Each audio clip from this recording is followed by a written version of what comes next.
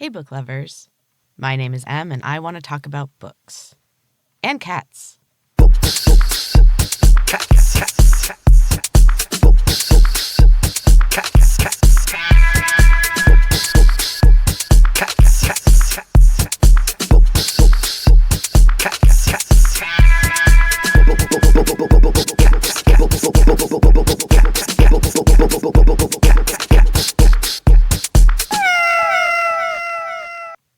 Hey, book lovers, welcome back.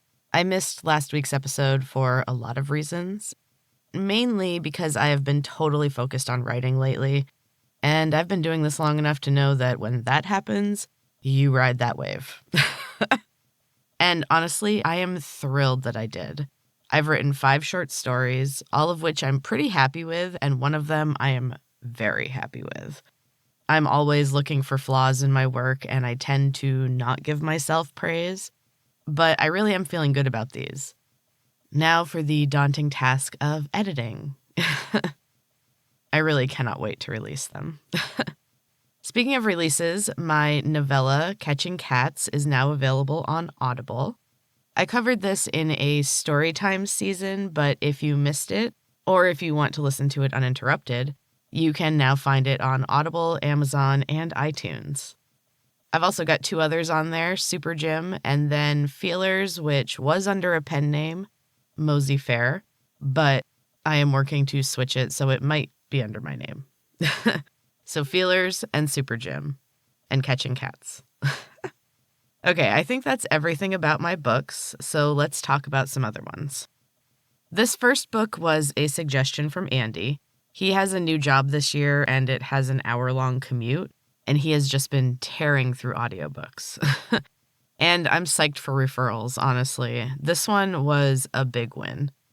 I want to talk about The Hike by Susi Holliday. So as I said, I really enjoyed this one. There were a lot of twists and turns. I listened to the audiobook, and the narrator was pretty good. So if you're more of an audiobook person, this one is definitely worth it. The story is told in the past and the present. It begins in the present. There are 2 people waiting at a closed police station. They are battered and exhausted, but they are also not identified by name at this point. So we know there are 2 survivors. Then we get into the past. Kat, her husband Paul, her little sister Ginny, and Ginny's husband Marcus are going on a hiking trip. It's Kat's idea, though Marcus helped with the planning. Ginny is not thrilled about it. She hates hiking, and she would rather be working on her immaculate Instagram account. And Kat's husband Paul is more humble and willing to do whatever Kat wants because he's in the doghouse, like big time. So the story circles around these 4, and Kat is our main focus. She has a plan for this trip. Something that is going to blow up everyone's lives, but especially Ginny's. Kat has spent her whole life accommodating everyone and allowing them to just walk all over her. And she's found out some things recently that have made her finally hit her limit. We get to know more about the quartet through flashbacks that happened during their hike. On top of everyone's personal problems, there are also issues with the hike itself. They meet some hikers when they start out who warn them against taking the trail they had planned on because of loose ground and rock slides. Marcus gets all alpha and insists that they continue. He has the only map, and they thought it would be fun to leave their phones in the car. Smart. He finds a shortcut, and I bet you can guess how it goes from there. They get lost, and the arguing begins. The tensions rise. It takes so much longer than they had planned, and everyone is starving because Ginny ate most of the food that they brought for fueling themselves during this hike. There is a restaurant at the midpoint, and they do finally reach it. Everyone is drinking beers and eating ravenously, but they are not alone in the restaurant. And someone is watching them. Someone that may follow them back out onto the trail. These 4 have a lot going on. There's money issues, infidelity, relationship problems in every possible way. It's a lot. But it's easy to follow, and it does mostly keep you guessing. And honestly, the end is pretty excellent. because the story doesn't end when two of them reach the police station. And honestly, it's just a really satisfying ending. I don't want to get into any more details, but this is an excellent read, and I would definitely recommend The Hike by Susi Holliday. Sometimes the danger is out in the mountains, but sometimes it could be in your own backyard.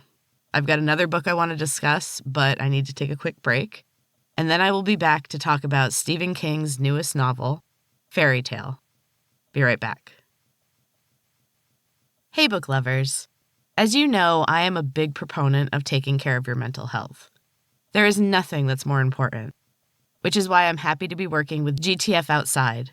Not only do they make good quality and good-looking clothes for outdoor adventures, but they are also focused on the benefits that being outside has on mental health.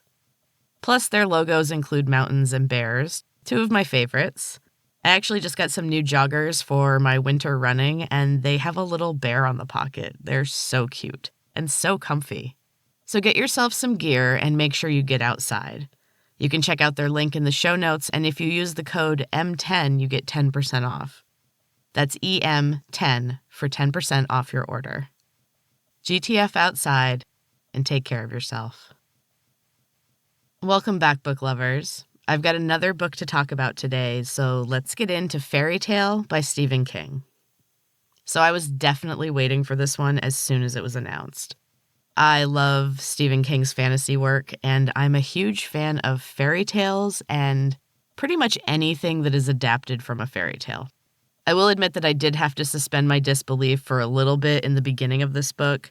The main character, Charlie, is supposed to be a modern-day teenager, and I have found that King has a very definite style of writing, and his teenagers never seem to progress past the 80s. But otherwise, this book was definitely my kind of read. There's a storybook element to it, and it's definitely more like the more grim and gruesome original fairy tales. Honestly, I should do a whole episode just on original fairy tales, because those stories are wild. Anyway, this book is great. Charlie is a normal teen who one day hears a strange sound and a dog barking, and he finds his neighbor in his yard. His elderly neighbor has broken his leg, and his dog is at his side. The neighbor is grouchy, and his dog has always seemed massive and mean. They both have kind of a reputation in the neighborhood. But now the dog is shrunken and obviously old and sick, and honestly, her owner is not much better off. Charlie calls the ambulance and he saves the man. He offers to take care of the dog, and then when he has to stay in the hospital, Charlie offers to take care of the house, too. While he's cleaning the place up, he discovers a shed in the backyard. It is locked, but he hears an odd noise coming from behind the door. He soon discovers the old man's secret and a whole different world, full of danger and just waiting for a hero. I really don't know how much more I can get into without spoilers for this one, but it really is a fantastic book. It mixes Stephen King's mind with fairy tales and the modern day really beautifully. It's so good. So that's all for this double book episode. If you're interested in listening to audiobooks of my novella Catching Cats or my novels Super Jim and Feelers, please check them out and leave a review. I would greatly appreciate it. They are available on Audible, Amazon, and iTunes. My weekly writing project will not be back until next season. I just have too many other projects going on at the moment, and the holidays are coming, which is my favorite. So I'm just going to wait until then, but it will continue. Also, I am compiling my top reads for the whole year, and I would love to hear from you all. Send me your favorite books that you read in 2022, and I will add them to my end of the year special episode. Thanks so much for listening, book lovers. Take care of yourselves, get outside, and until next time, keep reading.